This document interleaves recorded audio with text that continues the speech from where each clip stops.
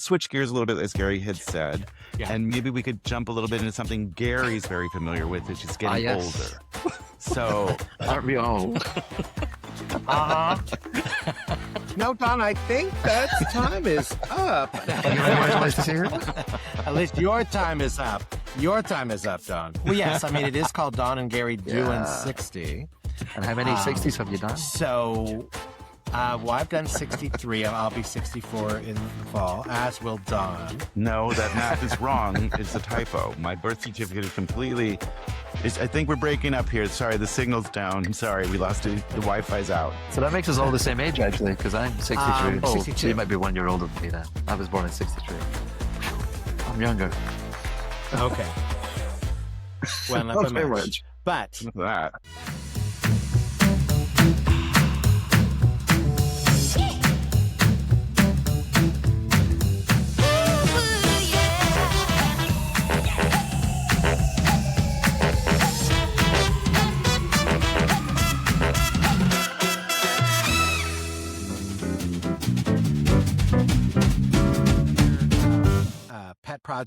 favorite project of Ken is the Federation of Gay Games.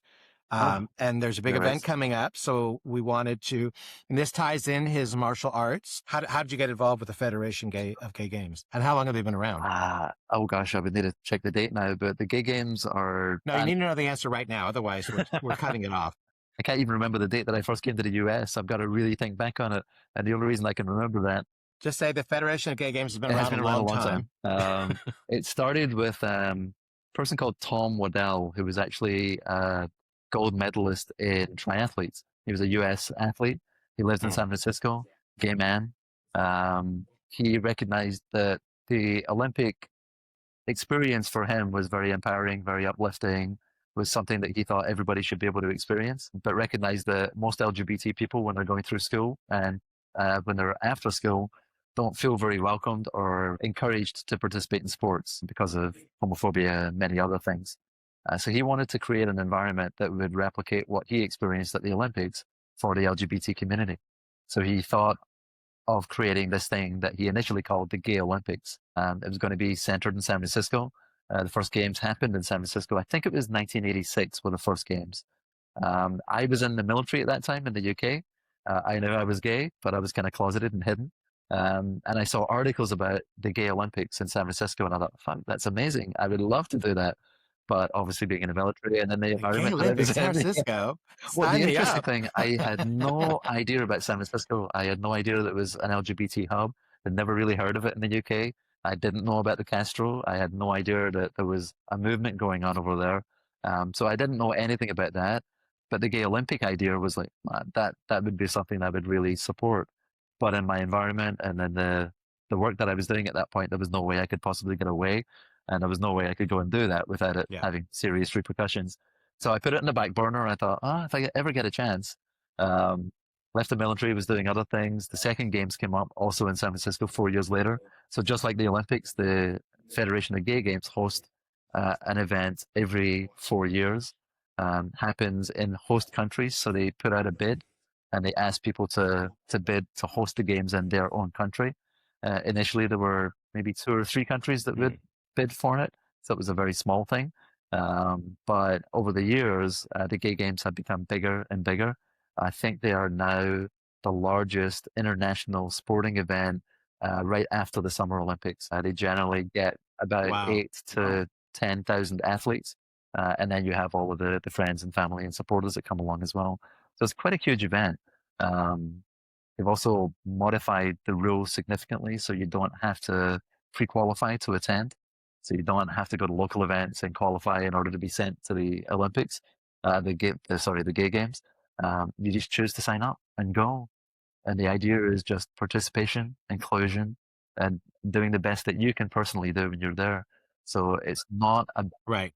So wait, I could join the badminton team and just go to the badminton Olympics next time if I wanted to. If I could grab a racket. You could do that in June of this year. The games are in Valencia, Spain. Okay. And literally that's all that you do. You choose to sign up. Okay. You head over to Spain. You give them your experience level and they will put you into a division and you will play your first match. And if you win your first match, you move on to the second match. But the very unique thing that I find, I've been involved in martial arts for many, many years. I'm a grandmaster, so I went up through the ranks. As you go up through the ranks, you go to tournaments. They call them martial arts tournaments, where normally it's in a city, or it might be a statewide one, or it might be an international one. And people are coming from other places to compete. But in those events, it tends to be people are so focused on winning a medal, getting a place, doing well for themselves or doing well for their club, that it's a very high stress, high anxiety environment to be in. So it's not the most comfortable thing for most people to go to, and it's not the most enjoyable thing for many people. I find the gay games to be the exact opposite to that, especially for many LGBT people that come from smaller countries. You make the decision to sign up, you head off, you get to the opening ceremonies, and you walk into a field with 8 or 10,000 other athletes from all over the world who are the same as you. They're LGBTQ, they're in sports, they maybe had a tough time getting through those sports, finding a community that they felt comfortable with. They maybe felt ostracized, felt a little uncomfortable at going to those tournaments to participate. And then you come to gay games and everybody wants you to be there. Everybody's excited that you're there.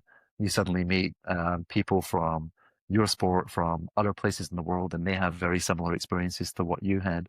You form new friendships. And at least within the martial arts, I don't know about the other sports because I haven't been involved in those, but within martial arts, the first games that I was able to get to were Chicago in 2006. I was running a club in San Francisco that I formed after the murder of Matthew Shepard. I was teaching a for-profit club in the East Bay. Matthew Shepard was murdered. I was a third man in the East Bay. I was teaching these rich people how to do taekwondo. And when Matthew Shepard occurred, it was like, I should be doing something for my community. So I decided to try and set up a club in the Castro. I went down, I found Eureka Valley Rec, which is a parks and rec place. They allowed me to take a space for free. I set up the club for free and I encouraged people to come and learn martial arts so that if anybody else was in that environment or situation, they might at least have some tools to protect themselves. Uh, by the time 2004 came around and I was talking to my students about it, we had about 100 students going through the martial arts club. So I spoke to them, I told them what Gay Games was, told them I'd never been to it, but said it was in Chicago, so it wasn't very far away. It wouldn't cost too much to go. We could stay in the dormitory at the local university, so accommodation would be relatively inexpensive, and they could experience a martial arts environment with LGBT people. I thought maybe 3 or 4 people from the club would decide to go. I actually took 15 people to Chicago, so it was Wow. Wow. we walked on it was the baseball field, and I think it was Wrigley Field. Was it Wrigley? I can't remember the Chicago field right now, but it was whatever the baseball field was. Um, Team San Francisco always goes in first because the gig game started in San Francisco. So the parade of athletes, it's always San Francisco first. So they got to walk into the field first, go up to the start of it first. The stands were filled with people all applauding and, excited to see them there. About 12,000 athletes all paraded onto that field. They had a fantastic time at the opening ceremonies. We go to the martial arts event and everybody is just very happy to be there. Everybody's clapping everybody as they're participating. You go to a normal tournament, if you've got somebody from your club that's participating, you encourage them, but when the opponent is up, you don't want them to do very well. So it can be a kind of negative experience. Right. Gay games, martial arts is entirely the opposite. Every single person that participates, everybody's empowering them, they're clapping for them, they're encouraging them. Anyone that's a little uncertain or unsure, there's always somebody to give them a little chat to encourage them, to promote them going out there. And people just come away with a very positive, empowering experience. So to me, it is an extremely powerful, cathartic, positive experience for almost everybody that goes to it. And for a lot of people around the world. Another experience in Chicago, there was one person that came from an African country. Had he been known in that African country that it was the gay games that he was going to, or that he was LGBT and he was competing, he could well have been arrested and executed for it. But he made the decision to come to Chicago. The gay games have this thing where we have human rights, what do they call them? Meetings, basically. So it's kind of like a human rights event where you can come to meetings and talk about human rights. So that allows people that are coming from those countries where being LGBT is illegal to not say they're going to gay games to participate. They are going to a human rights conference. So they sign up for the human rights conference, but they can participate in gay games. As he walked into the stadium, he was one of the last people walking in. They explained the situation when he's walking in, and the whole environment just like exploded in applause and so on. So I think it was a unique and cathartic experience for him, and for almost everybody else that was there. That was a powerful moment, and it really kind of clicked. Like this is an important thing to do, an important thing to support, and an important thing to happen. And now, like, what is this? 15, 20 years? No, maybe about 20 years beyond. Yeah. You said it started in 86? It started in 86 with the first games in San Francisco. It's been going on every 4 years since then. 2006 was in Chicago. And 20 years later, while a lot of things have changed within Western culture, a lot of things have not changed in other parts of the world. So while it would seem like you would think maybe gay games is not as important, not as necessary, not as groundbreaking and useful, I think it is. I think it is still as essential because even the gay games right now, we are handling things like non-binary and people that don't want to identify gendered coming to the games, and we're trying to work through the process of how do we make it comfortable for them, how do we encourage them to come, how do they feel comfortable when they're at the games. There's always something new that crops up that we're dealing with that society in general is handling, and we tend to be a little ahead of the curve. But it's also very challenging to deal with those sort of issues and figure out a comfortable way through it that makes everyone feel comfortable. So it's just a very unique and interesting experience. Yeah, but also the binary discussion becomes something because I'm assuming there are men's and women's categories, and are they participating in that class or however you categorize that? So the non-binary would be something that maybe I would assume the gay games would be way ahead of because it's been around a lot longer for us to be dealing with. So interesting.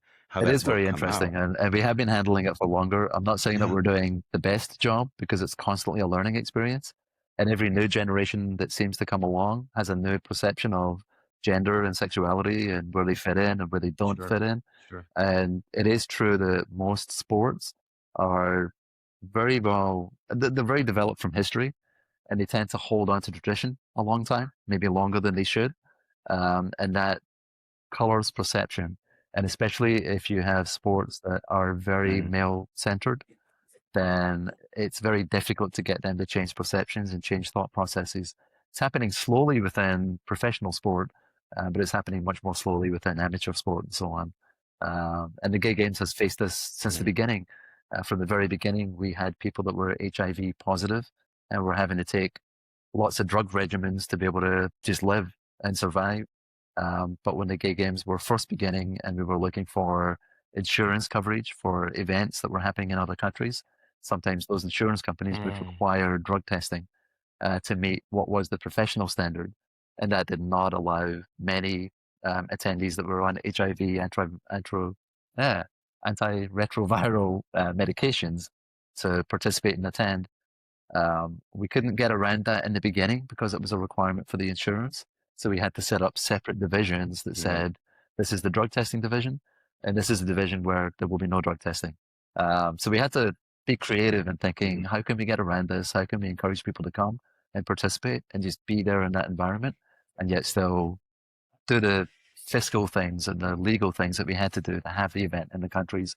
So it's a kind of interesting experience to be on and connected to the FGG and see all of these things come up and see how they kind of try and figure out, how do we resolve this? How do we work around this? How do we make this work? Well, I'm encouraged because what I hear is that Gary and I can grab our shuttlecocks and go to Spain. I hear you do that a lot, actually. No one's want to grab my shuttlecock. Listen, all you need is your badminton racket and our shuttlecocks, and we're on our way. They're done. Gary, pack your bags. We're going to Spain. I'd have to dust mine off. And the gay games are also unique in that they have things like dance. So they have dance competitions. You can do. They've had things in the past like chess and oh my gosh, I can't remember the little round things that you have on a board that you move around. It's not chess, but it's the next one. That drafts, is it? Checkers, yes. You guys call it checkers. I couldn't remember the American name. I think we call it drafts in the UK, but it's checkers here. So they have a number of unique sports or activities that you can engage in that are not traditional Olympic events. So So it's a wide range. I can do that. Most, Drag bingo? they don't have bingo, but they do have actually one of the fun events to go to in swimming. They call it Pink Flamingo. And all of the swimmers put on a show. And it's a very theatrical, very campy, very tongue-in-cheek, risque event. And I mean, swimmers, who doesn't want to go and see the swimmers being risque? So it's a very fun show. Well, hey, question. Has San Francisco hosted again? We have not. I tried to do that in 2012. So was it 2012? No, 2020, I think it was. I tried to do it. So I got together a bid committee, met quite a number of times. We went to the Federation of Gay Games has something called the Assembly, the Gay Games Assembly. They meet every year, and every year when they meet, they are basically voting or deciding on what the next country will be to host. They choose the country 8 years ahead. Yeah. So 8 years ahead, we know who the next one will be. So for example, we already know that Perth, Australia will host in 2030. So the Gay Games will be in Perth next time. So I got together the group. Ooh. We got together athletes from all over San Francisco. We put together a bid, which is a huge amount of effort. We went to Sydney to present it. There were a number of other countries that were presenting there. But at that time, Hong Kong actually won the bid. So San Francisco did not, wasn't successful. So we tried it one other time. It's a huge amount of effort. Literally putting on a Gay Games is like putting on Olympic Games. You need the same amount of planning. You need the same amount of support. It's a huge fiscal responsibility. It's a lot of planning involved, a lot of people involved. So it's a tremendous effort for any country to actually bid. Sure. And the amazing thing about Gay Games is the cycle for the Perth one for 2030. I think there were 15 countries that were bidding initially. So it has become definitely something that people want to bid for. The countries want to bid for. And it does bring in a lot of money. And the Gay Games tends to bring in 15 to 20 million to the local economy. So it's a huge boost to any local economy. So it's a pretty positive thing all around. Crazy. So am I going to see you in Valencia with your shuttlecocks and badminton rackets? You've still got time to sign up. The registration is still open. I've already signed Gary up. He doesn't realize it yet. I went online. It's on my to-do list. So I thought maybe since we talked, let's switch gears a little bit, as Gary had said, and maybe we could jump a little bit into something Gary's very familiar with, which is getting older. So aren't we all? No, Don, I think that time is up. Thank you very much. Nice to see you. At least your time is up. Your time is up, Don. Well, yes, I mean, it is called Don and Gary Doing 60. And how many 60s have you done? So, well, I've done 63. I'll be 64 in the fall, as will Don. No, that math is wrong. It's a typo. My birth certificate is completely... I think we're breaking up here. Sorry, the signal's down. Sorry, we lost it. The Wi-Fi's out. So that makes us all the same age, actually, because I'm 63. Does it? 63, right? Born in 63? So, and 63. Yes. No, born in 62. So you might be 1 year older than me then. I was born in 63. Whew, I'm younger. Well, not very much. But the important thing is that you've passed 60. So one of the questions we ask our guests, because you have to be in the 60 club to be a guest, is how are you with age and turning certain ages? Was 60 any different than 35 or 40 or 50? I mean, for some people, a certain age is like, that was really a tough pill to swallow. So what's your experience? To be honest, I've never been concerned about my age. I've never thought about it. Sometimes when people ask me how old I am, I've got to actually think about it before I can tell them. So age was never something for me at all. I think that's partly because of my background. Growing up as an LGBT person and starting to look at movies and so on, HIV coming around, joining the British Army and doing Ireland and so on, my perception of my life was that I probably would not last longer than 40.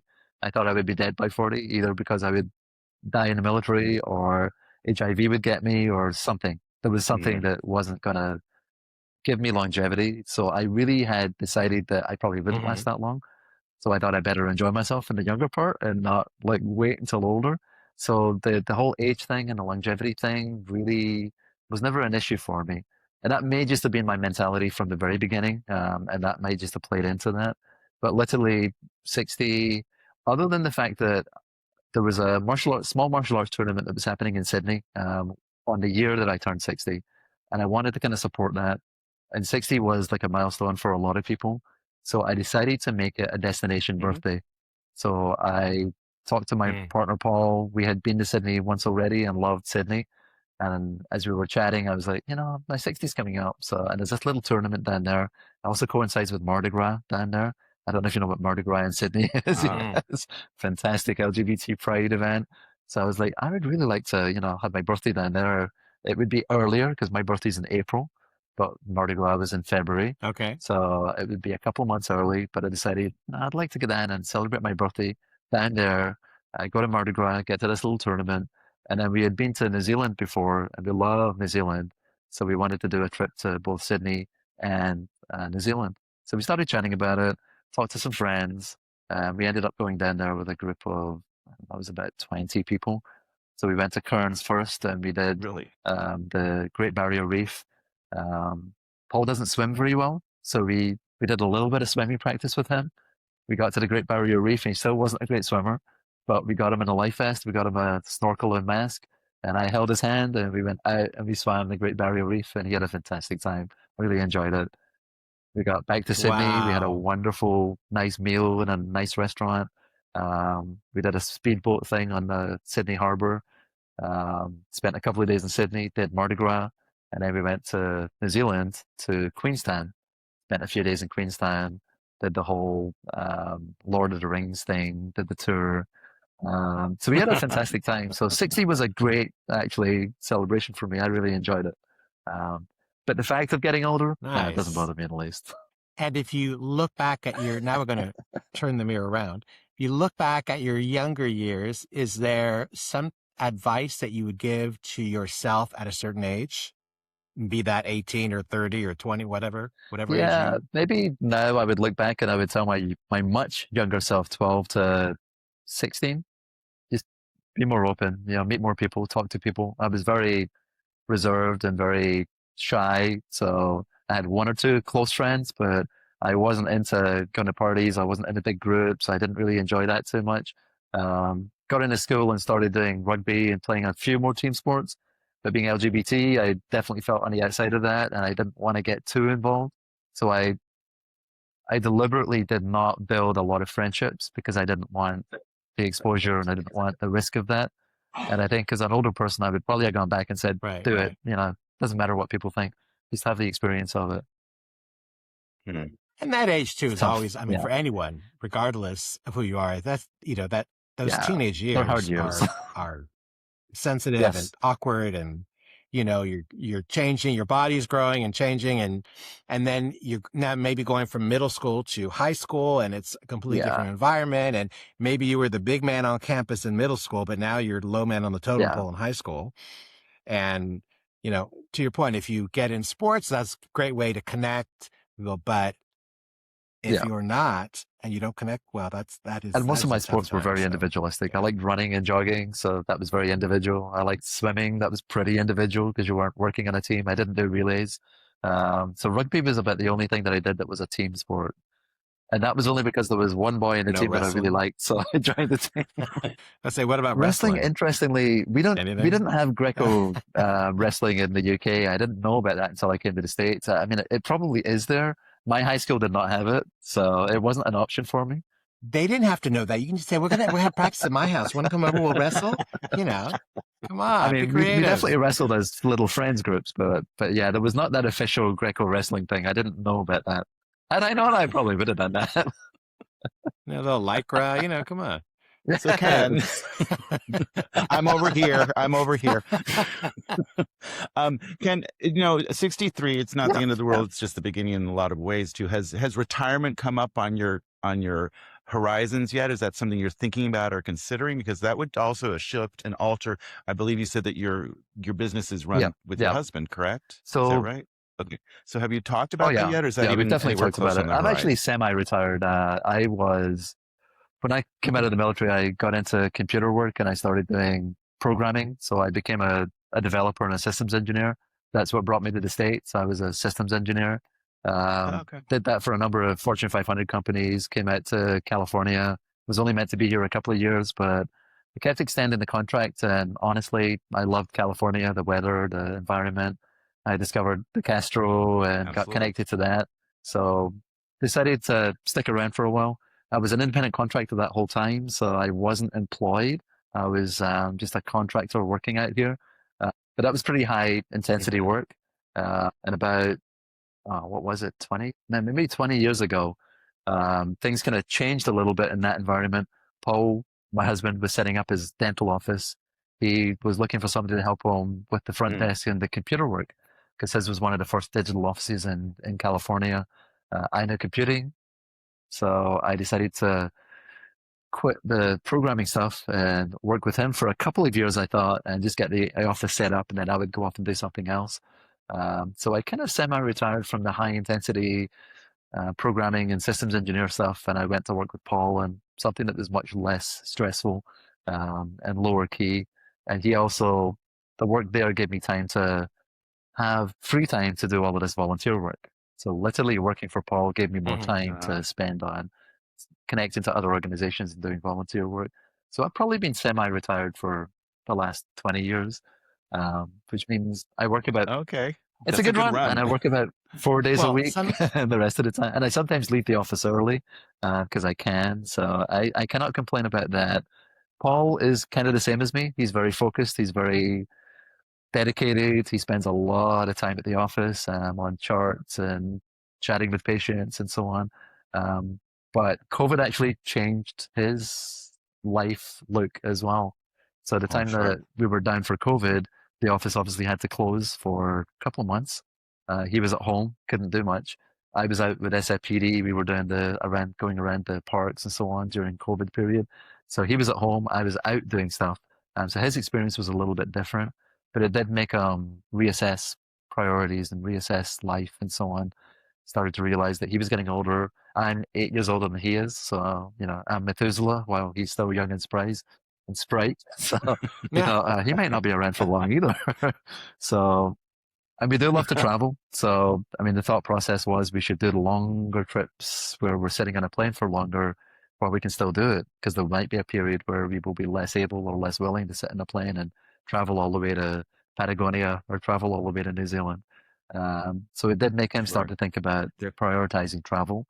And at the same time, he started to think about, I should think about an exit plan for the office and what we're going to do as far as moving away from work, and what are we going to do.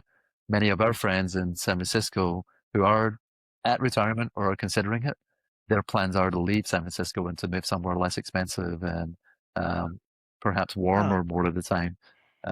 So a number of the friends that we were chatting with were planning leaving. So that made Paul start to think about, do we want to stay in San Francisco if most of our friends have already left and they're somewhere else? And that's a bit of a 6 and half a dozen. We both love San Francisco. We love the environment here. It's hard to let go of the city. Especially San Francisco. I mean, there's few places in the world that I have lived or been for a while that I would happily live in. Sydney, I think I would love to live in regularly. San Francisco, I love. Berlin, I could easily live in. And I mean, I love Scotland and I love Glasgow, but honestly, the weather there for many parts of the year is not the funnest thing. So I would love to be there in good weather, but I don't want to be there in bad weather, especially as you get older and you get less mobile, or those, more challenges as far as that. So being in a place where the environment is nicer, the weather is nicer, and it's just comfortable to live in is something that we started looking at. Paul being Taiwanese, he feels very comfortable retiring to Taiwan, and that would be a very comfortable spot for me. I would not mind that at all. Except in the summer when the humidity is at 90 degrees and the temperature is at 90 degrees, which is unbearable for most people. Well, that's when you go visit those friends. Well, that's where we go to Scotland for in the summer. In Scotland, it is nowhere near those temperatures. I think a lot of the molds that our parents or generations before us have grown up with are kind of shattered right now. You do not have to work till you're 65. You can live in multiple locations. You could literally keep your home in San Francisco and do a VRBO in Taiwan for 3 months if you wanted to. I think that a lot of the the norms that people had thought about retirement or retiring are changing a great deal. My husband is younger than me, and he retired 2 weeks ago. Retirement takes a lot of, that is not the way I planned it, and I did not sign up for that, by the way. Yeah. But it's just the way it worked. But what we did was a lot of planning. You have to do a lot of thinking about what you're going to do, because who are you if you're not working? Not that your job is everything, but a lot of us identify mostly with our careers. And if they ask you what you're doing, like that would be the next question. Like if you're not working, who are you and what is, and that takes a lot of thought.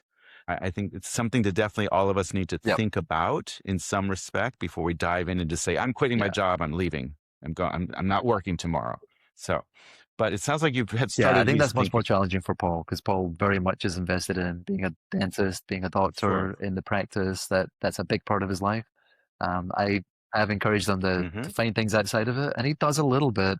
He was doing taiko for a while. He's interested in a couple of other things, but it's not a huge part of his life at the moment. Me, on the other hand, I've got all of these volunteer activities. I've got interests outside. So, and as I say, I've been semi-retired. I'm basically living the retired life already. So once we decide to retire, it will just be. And you've been able to dip your toe into all of this organizations that truly interest you, which is a wonderful gift to have. Yeah. Can I go off topic for a moment? I want to gush about his husband, Paul. Because he's been my dentist for 10 years. Amazing. I heard about him as a dentist from other neighbors, like, yeah, you have to go to him. So at the point at which my insurance changed and I was able to go to them, in a heartbeat, I went to them and have never turned back. Because in my younger years, I was not one that went to the dentist often. And my very first visit, did the whole exam thing. I was like, oh, great, no cavities. I'm thinking, really? But, look again. Yeah. I want a second opinion. But I want to gush about Paul because the story, I believe it's on the website. It's so heartwarming, is that what motivated him to become a dentist. And when he was growing up, I guess he didn't have great teeth. So when he got to a point where he was able to go to the dentist and they corrected whatever they needed to correct, it made such a positive impact on himself, like self-esteem, whatever, that from there grew the idea that I want to do that for someone else. So that inspired him to, am I telling the story right, Ken? Is that? Yeah, he had braces for many years. I melted when I read that story because that was just so sweet. And I think that's what connects him and me. So anyway, we had similar outlooks on that. I mean, that's what got me into volunteering. That's what got me into law enforcement. That's what got me into teaching martial arts. It was, it had a huge impact on my life, and I thought, this can help other people. So make it available to other people. Always want to help other people. So yeah. One of the questions we ask our club members, it's not about Don. Thought it was all about Don. You get to a certain point, well, it is, but not now. We get to a certain point where, you know what, I just don't want to put up with that anymore. And we call that, ain't nobody got time for that. It's like, so Ken Craig, asking you, what do you not got any time for? What is it that, like, I can't put up with that anymore. I won't accept that. I won't deal with that. It could be a trait in someone else or whatever. And I know I just threw that at you, but because if not, Don and I can run off a whole laundry list. We got all kinds of questions. Go ahead. I think for the most part, I'm pretty easygoing with most people. I think some of my hard red lines probably would be, and I mean, it's probably the same for you two guys, politics right now. And the whole thing that's going on with the MAGA movement and people that are just, they espouse one thing publicly or in writing, but they do not practice that themselves, or just hypocritical. That burns my boat. That's one thing that I just cannot stand. So that really is something that I don't tolerate very much. And anybody that acts like that, I don't have them in my life very much. And the older that I get, the easier it is for me to say, no, I'm not interested in you anymore. I don't trust you. I don't respect you. You're not doing what you say. You're not following through with what you claim to be your values. So you're just not interested in trying to change you or trying to keep you in my sphere so that maybe you will change. It's like, don't have time for you. Exactly. Yeah. I hear you. Don, did you have a little list of questions? I got one. Then I got my brand new lightning round for season 3, which you're going to be the first test for. So, this is news for me too. So, have you experienced any ageism? Anything that has in your career, in people's perception? Anyone? I know San Francisco is a very progressive city, and I would never see anything overtly in the place. But for example, if I were to change careers and I moved, as I did, from San Francisco to the South Bay, I did experience quite a bit of ageism because of my age trying to jump into another job. Have you ever seen anything like that when you're Luckily, so no. far? From the time that I came out of the army, all of my work has been either as an independent contractor, so I was not employed per se, and my background and experience spoke for itself. When I was, most of the time, people were kind of headhunting me. They wanted me to come. So that was never a challenge. Once I stopped doing that, I was working with Paul. Well, he has many problems with my age. There's never really a direct problem as far as like working with him. That's a whole other episode. But probably the opposite was true for me. A lot of times people thought I was much younger than my actual chronological age. So it might have worked the opposite way most times rather than the other way around. So I've been very lucky in that sense. Good. Okay. So, are you ready for the season 3 lightning round of questions? I know I am. These are very fast, so don't worry and don't think too hard about them, okay? So, early bird or early bedtime? Early bird. Late bedtime, though. Okay. Reading glasses or pretending you can still see? Reading glasses. Okay. Reading glasses in your pocket, the car, or on your head right now? On my head right now, if necessary. Naps or more naps? No naps. I don't nap. I don't sleep. Oh. Well, then I can't say I sleep by 9:30. You're lying about it. No, we don't go to bed until about 11, 12 on a work day and about 3 on a weekend. Okay. Steak or cholesterol medication? I'm not big on steak, so it's not a big thing for me. Okay. I like my meat. Oh, I like my meat too. I'm sorry, Don, what? Diner coffee or $12 hipster pour over that you need to sell a kidney to afford? Vinyl records or the Spotify app you can't figure out? Because I can figure it out. I'm a computer guy. Botox or good lighting?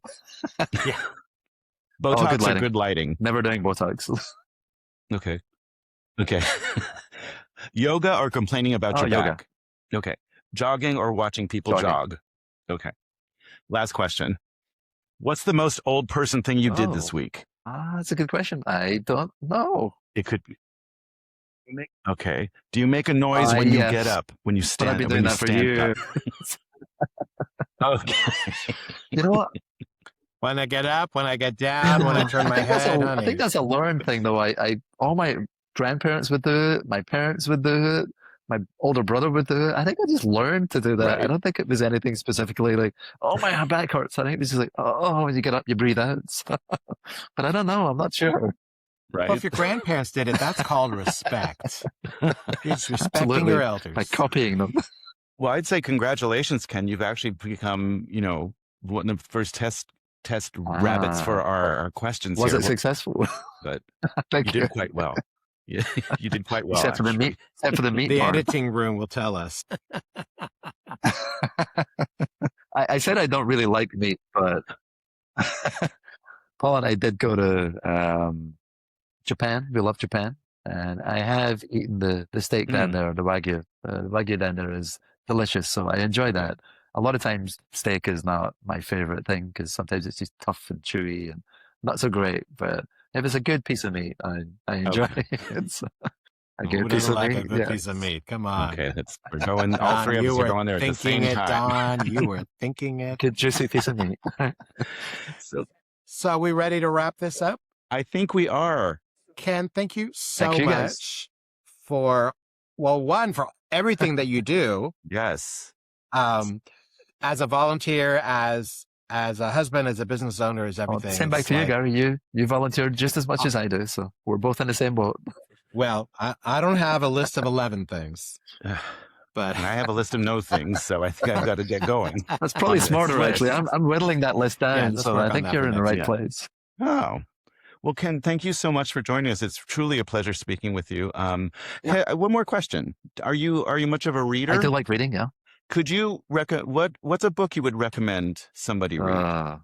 I'm one of these people that I will watch an amazing film. I think it's fantastic, and I'll remember it for about the name of it. I'll remember the name of it for about 10 minutes, and then when I have another conversation, it's gone already. So there's a number of books that I've read and a number of movies. Yeah, it's just one of those things for me. I don't retain that information very well. That's quite all right. That's okay. We'll just edit There it is out. one book that it's written by Christian Craighead. You probably will not know who Christian Craighead is, but he wrote a children's book. It's about it's the lonely wolf or the lone wolf. It's a children's book, and we've got some friends here in our building that just had a baby. Baby's just coming up just had his first birthday. I don't normally focus on children and so on, but Christian Craighead is a member of the British military. He was part of the Special Air Service Regiment. I don't know if you know what that is, but it's a special forces group. He was out in Nairobi doing training for the Nairobi people when there was a terrorist incident at a mall in Nairobi. There was a group of people that were going through murdering people and setting off explosions. And Christian Craighead was out there training, shouldn't have been at the mall, but was called by a friend, said, could you come and help? There are news articles and there are things on YouTube that you can find, but he, on his own, went into the shopping center, brought a whole bunch of people out safely, killed three of the four terrorists himself. So he's known as the Obi-Wan of Nairobi. Amazing person, very down to earth, very blustery at all. But I've seen a number of interviews with him, really respect him and what he's done. And he just, in one moment when he was sitting around, had this idea for a book pop into his head about his experience as a child, about feeling like the outcast, about being bullied, about finally finding his place and going to the military and finding something that was worthwhile to him and that he felt valuable. So he wrote this book with a friend, Christian Craighead. Craighead. So my thought was I should buy this book for this child. It's too old for him right now, but if it goes on the shelf and he reads it when he's like 3 years old or so, it's for 3 to 5 year olds, I think. It would be a useful thing for the kid. So a nice present. So that's the only thing that pops into my mind, just because Christian Craighead wrote it and I'd seen this recently. And I was like, that's something worthwhile and worth promoting. It should be a good book. Oh, cool. Yeah. But anyway, sorry, we'll figure it out. We'll put it on there. We'll do an AI version of this and put it was like this, and we'll figure it out. Again, Ken, thank you very, very much. I made that mistake last time, right? That's okay. It's all right. And Gary, anything from you? No, I'm good. I said thank you, and I know I'll see Ken shortly. But thank you. Right down the street. Right? Exactly. Well, thank you guys very much.